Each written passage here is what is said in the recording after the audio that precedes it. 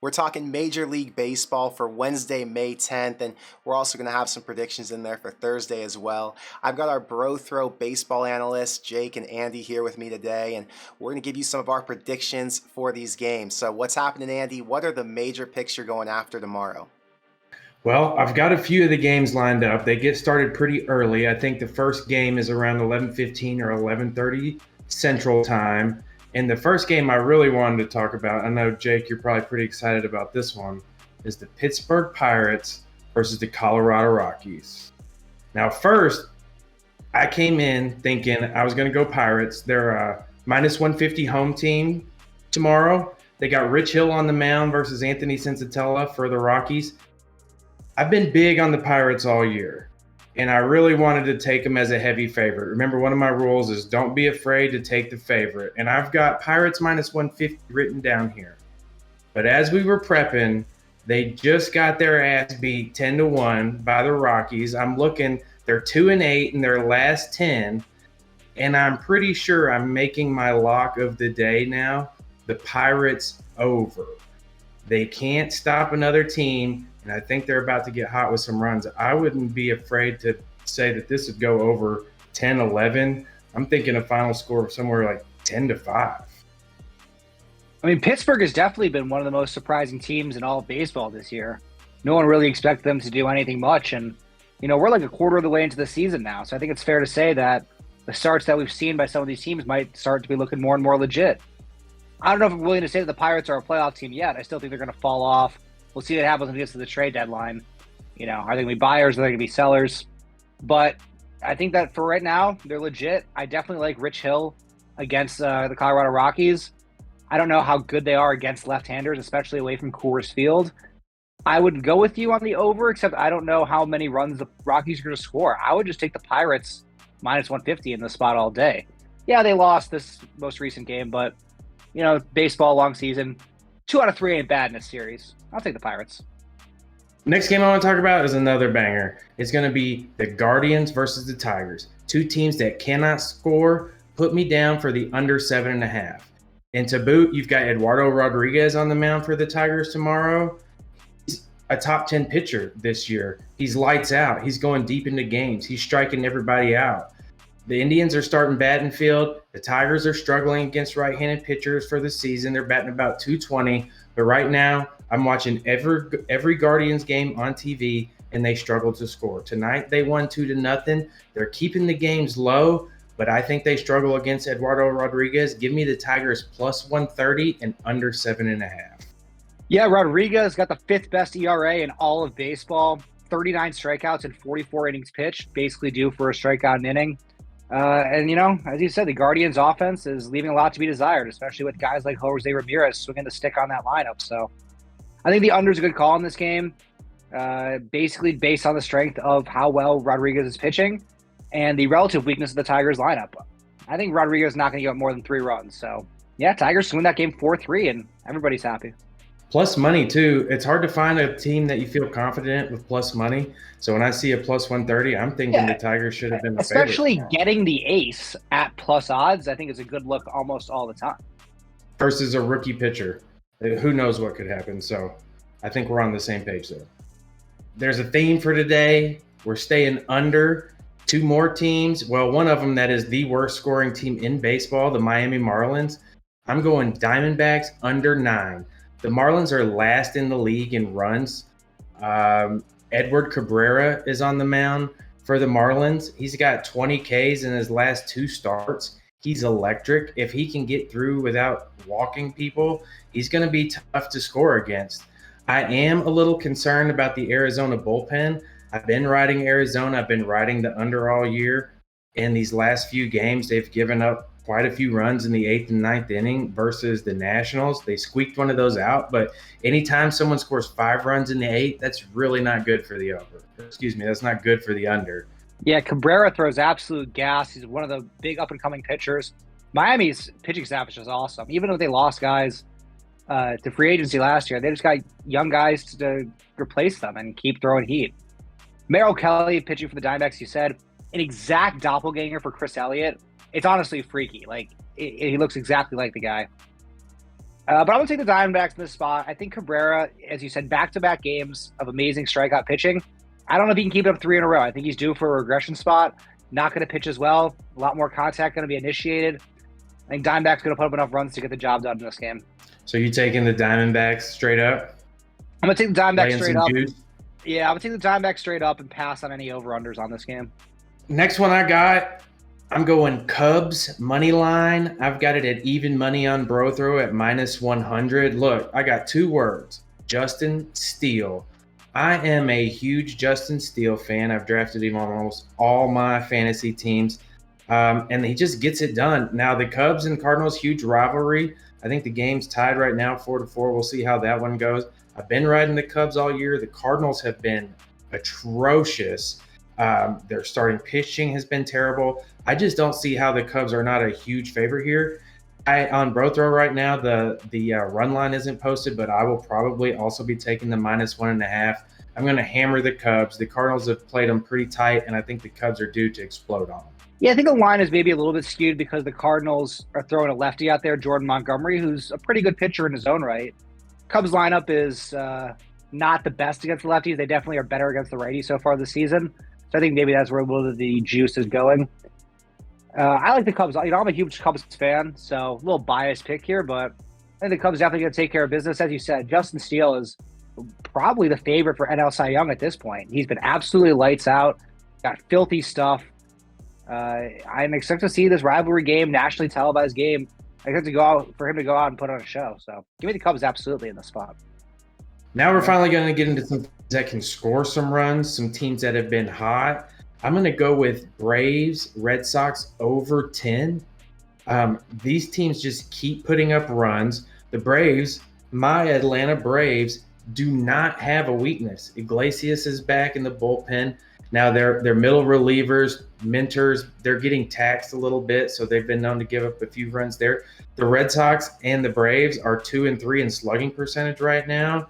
The Braves hitter versus left-handed pitching is phenomenal right now. So I really like the Braves to stay hot, and the Red Sox have been pounding the ball. I'm not going to say that the Braves are going to win the game because the Red Sox have been known to put up some big runs, but I think over 10 is a pretty easy play in my opinion. Yeah, the Red Sox are throwing out Brayan Bello, who, while he's a good young pitcher, he's got good stuff, has definitely been susceptible to giving up base runners this season. 17 innings pitched, he's given up 24 hits and 6 walks for a combined 30 base runners in 17 innings. That's almost 2 an inning. If you're going to do that to the Braves, they're going to put up runs on you. So I like where your mind is thinking for this game. The final game for Wednesday that I think I'm going to play is going to be the Padres Twins under 8.5.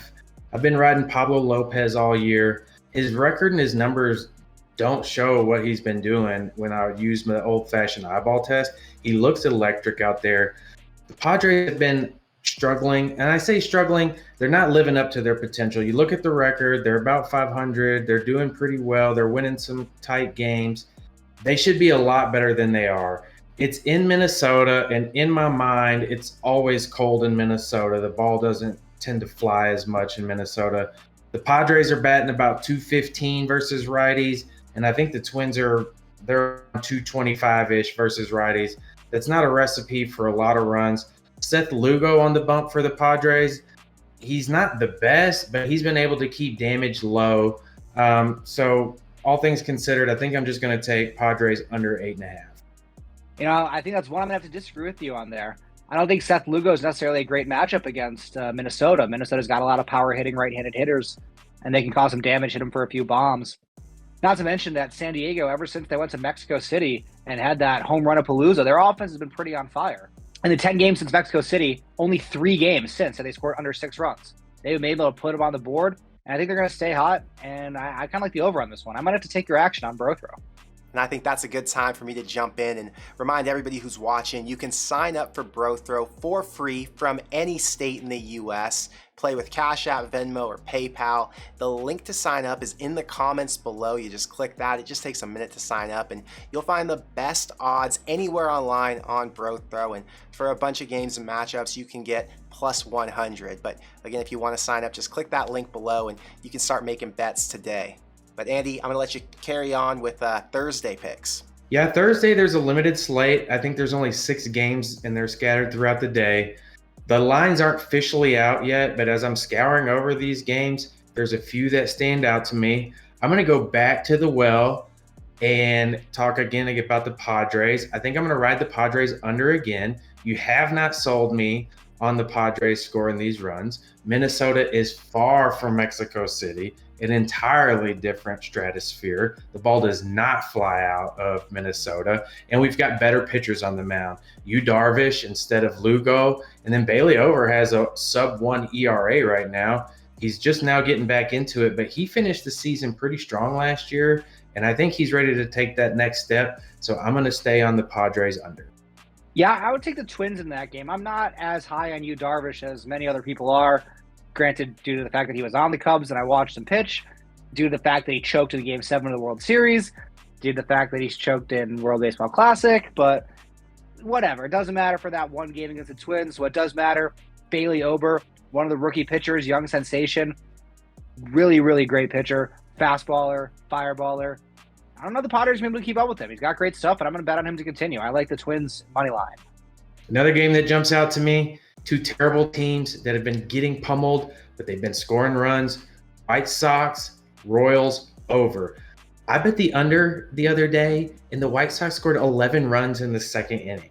I think the over-under was like 8.5. And I said right then, I'll probably never bet the under on a White Sox game again because they can score a bunch of runs, but they can also give up 6, 7, 8 in the inning. Their pitching has been terrible. And now they're bringing Clevenger out there, who's bounced around from the Indians to the Padres and now here, and he's never stuck.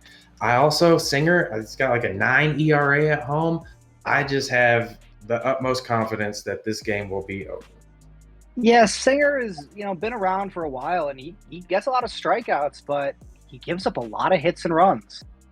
And this season has been no exception. 8/8, almost 9 ERA.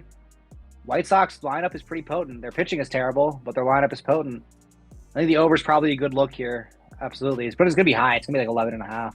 That's what I was going to say. I was going to ask you what you thought it would be. I was going to say 11 or 12, and I think I'm going to take the over. I don't see any weather issues, so I feel confident on that over. The next game, I'm just going to keep riding the hot hand. I say that. They lost tonight, but I'm going to take the Rays money line versus the Yankees. Domingo Germán's on the bump for the Yankees. I think he's due. He's been pitching lights out. I think they have like a perfect game going until the 7th or 8th inning the other night. He's been shoving it, but the Rays are just the most consistent team in baseball. They lost tonight. I don't have any statistics in front of me, but I'd be willing to bet they haven't lost 2 in a row in quite some time with the record the way it is. I do know Aaron Judge is back, but the Yankees stink. They can't score. They're playing the A's right now, so that just throw that out. It doesn't count. The bullpen is terrible. So I just want to bet the Rays money line. I think it's going to be somewhat low value on that too. I don't think you'll have to pay as much to bet a Rays money line as you had to bet all year. Yeah, there certainly should be some value in the Rays, but it's going to be tough for me to take them. Yankees are, even though they're 3 games over 500, they're in last place in the AL East. And the Rays being in first place, this is a huge series, even early on in the season for the Yankees, if they want to try to win the division. I'm sure they want to try to win the division. They were in the ALCS last year. They've been in the playoffs 5-6 years in a row. One of the most expensive rosters, one of the fan bases that will not accept anything less than a division title. So I think the Yankees are going to be able to go out this weekend and really be motivated to play. Domingo, as you said, really been pitching well. The numbers don't show how well he's been pitching. So I'm going to take the Yankees in the spot against the Rays. It's really a must-win game for them if that exists in baseball in May. All right, 4th game that I'm going to look at is I'm going to take the D-backs over. I'm totally different than the day before, but with Tommy Henry versus Alex Cobb, the D-backs hit righties well. They're 2nd in overall batting average right now. They're spraying the ball over the field. They're not hitting a ton of home runs, but they're spraying the ball all over the field, and I think they're going to be able to score enough runs. And then Tommy Henry, who knows what can happen with this kid?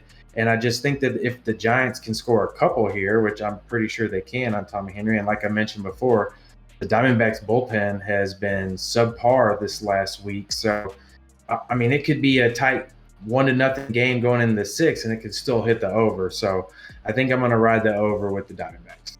And then the last game that I'm going to talk about is going to be Rangers Athletics. The Athletics are by far the worst team in baseball. They're the worst team in the history of baseball as far as that I can research. I think they're projected, Vegas has them winning like 40 games, 35 games or something now is their over-under. So Eovaldi's been pitching deep. The Rangers hit left-handed pitching well. And -1.5, I mean, they could win by 13. Who knows? But the Rangers have been swinging a hot bat. The Athletics are terrible. I mean, if I could raise it to -4.5, I'd probably do that. But I'm going to stick with 1.5 to be safe. Yeah, I think I saw a stat recently that was like Bryce Harper, got injured, had Tommy John surgery, and recovered in less time than it took for the Oakland A's starting pitcher to record a win. Like the last time that an A's pitcher recorded a win, Harper was healthy. Harper has now gotten injured, recovered, and come back. They've still not had a pitcher record a win to this date since then. I think they might have got one this week, but they had a no hitter going into like the 7th or 8th inning and still blew that lead. I mean, at any point, a 6 or 7 spot could be put up against the Athletics, and you wouldn't even blink twice. Yeah, Eovaldi throws gas too, so I like that look. Rangers -1.5. I mean, it can't just be this easy just to fade Athletics even on the run line every single week, every single game. But hey, maybe it is. But I think Eovaldi's a great choice to go against them in that spot. All right, well, you guys gave us 11 picks and predictions for the next couple days, so thank you both for your insight, and we'll get back to this next week, and I'll see you guys in the next one.